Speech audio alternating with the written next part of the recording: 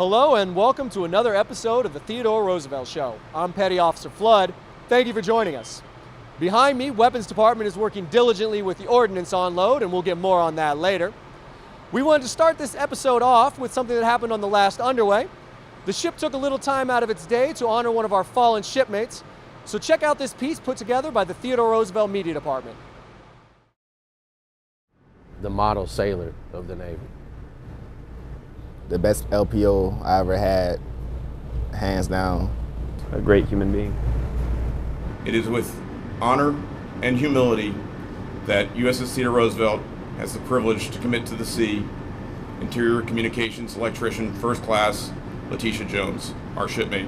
And my first encounter with IC-1 was actually kind of a funny story. When I came to her, I was like, "Hey, what's up, Letitia?"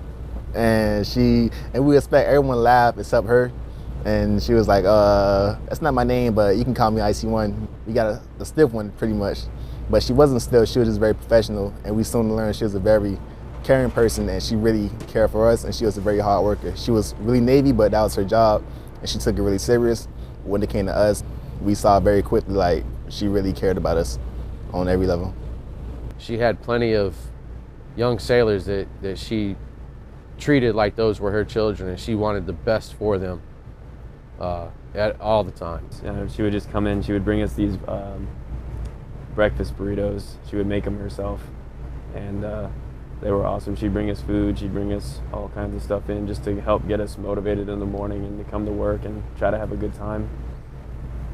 One time I was sick and I was driving to work and I started throwing up, and I stopped and I couldn't drive because I was throwing up, and she came and picked me up and she brought me to work, and she took me to medical, and they gave me SIQ, and she took me home. Like, that was really nice. And then after everything started happening, she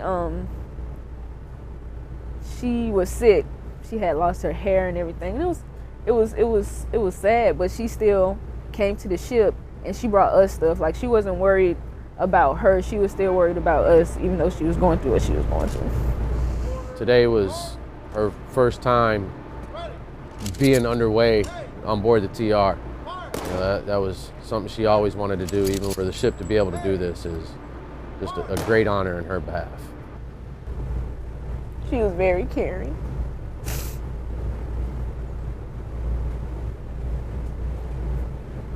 She didn't let anybody mess with us, period. Whether it be our senior chief or second class, like she took up for us no matter what.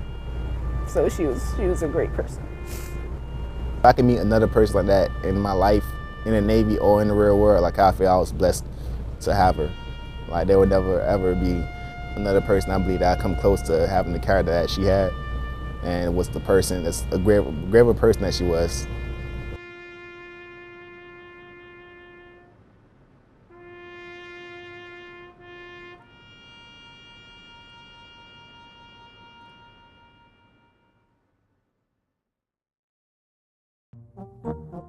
Meet EM3 Ball.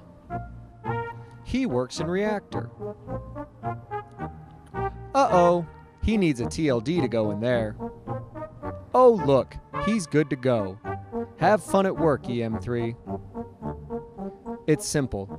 If you see one of these, make sure you're wearing one of these.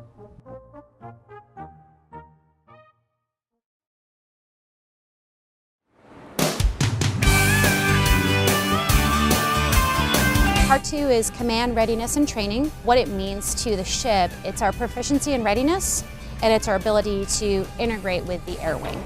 So basically, when we become a battle group, it allows us to know that we can work well with the carriers, the destroyers, the subs, and the air wing. It enables us to know that that training is taken care of and we meet those basic requirements for Ready for Sea.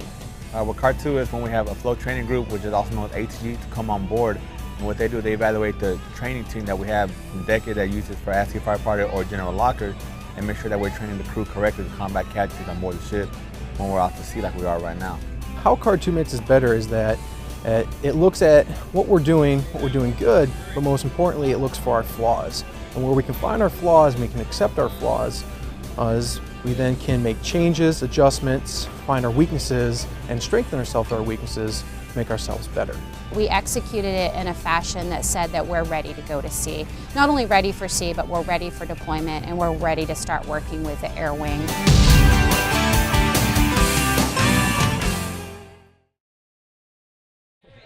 Welcome back. We're here in one of the Theodore Roosevelt magazines with some of the 1,604 tons of ordnance that Weapons Department brought on board today. Coming up next, we have a piece by MCSN Champuong on the Theodore Roosevelt Assist Team for Suicide Prevention Month. Check it out.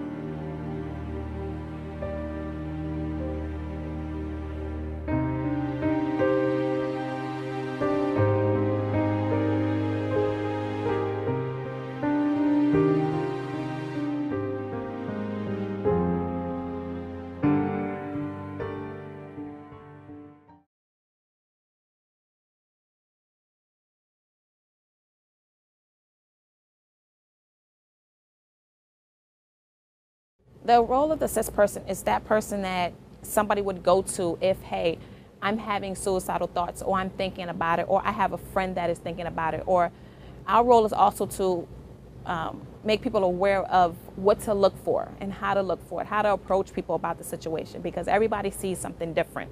So what we want to do is put the information out to everybody that way. Hey, I see these signs in this particular person. What can I do? What can I do to help? Or who do I need to take them to if I'm not comfortable with the situation? As long as you're willing to want to help someone, that's all they need. As the coordinator, basically what we're doing is guiding the assist team in always being there for sailors, helping anyone that has any problems or any kind of thoughts of doing anything harmful to themselves. Some signs of suicidal thoughts, you may see the person kind of withdrawing from their work center or from their friends. They may be very focused on the glamorization of death. They may see death as a way out. They may be talking about, the finality of things, that they've reached an end and there are no more solutions to whatever they may be going through. They may be looking to get rid of things, just acting out of normal. I just wanted to be one of the people out there that they can come to for someone to talk to, or if they needed to get help and they didn't have someone in their chain of command to go to, or maybe family or friends. I just wanted to be out there for them. I do want the command to fully know that the team is here, and we all generally do care about each and every sailor, no matter if you're an E1 to the captain of the ship. Someone's always there for you, and we're there to help.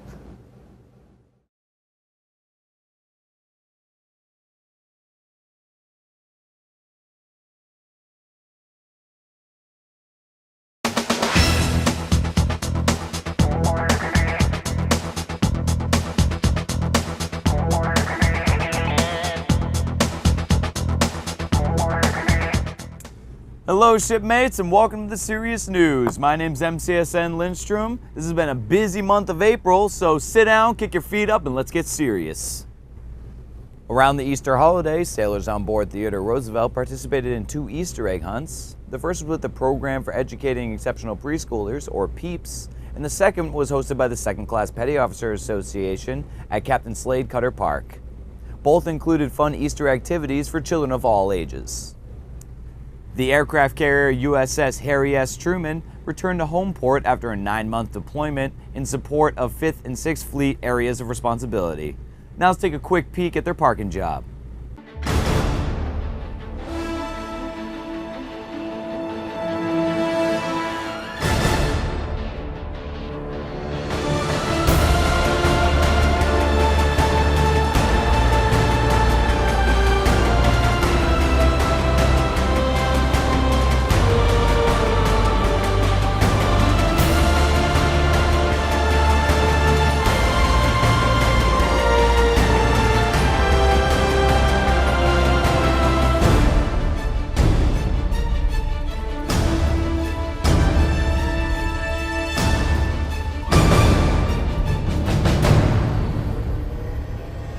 Nice.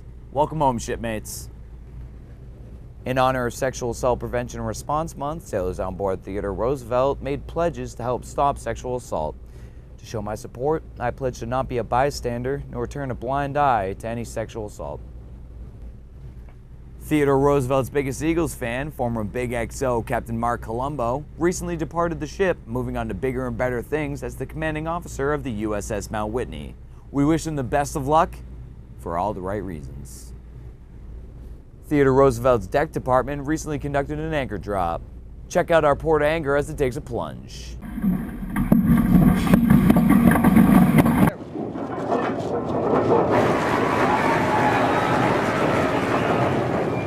That was quite a splash. Let's go to our judges panel, see what they think.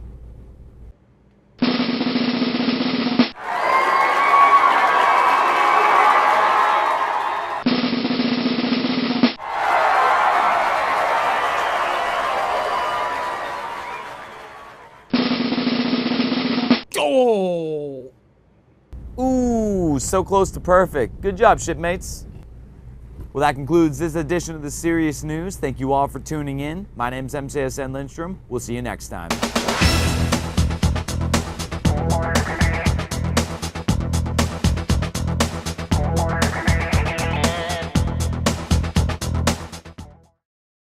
Thank you, MCSN Lindstrom. Well, we've come to the end of the Ordnance Onload, which also means we've come to the end of another episode of the Theodore Roosevelt Show. Make sure to check us out on Facebook and look for that video on the Ordnance Onload. My name's Petty Officer Flood. We'll see you next time.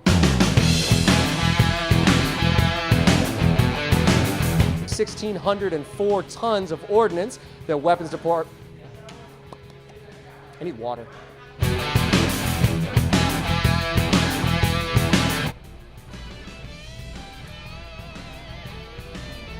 Good.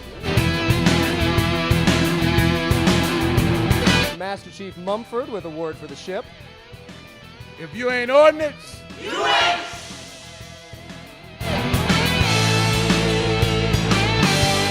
Right. Make sure. Ready? Are they like... You know that's going to the show now. Yes.